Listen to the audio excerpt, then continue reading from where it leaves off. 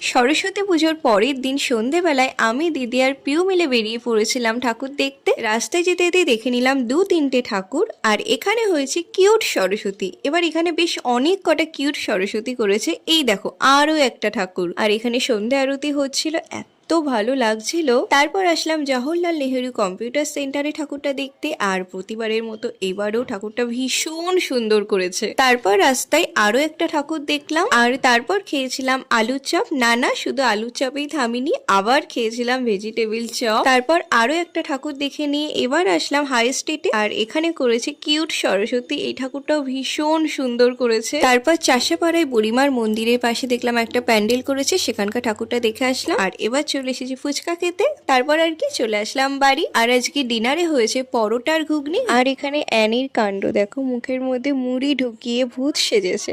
আমার দিদিও বাদ যায়নি। আজকের মতো তাহলে এতটাই। ওকে, বাই।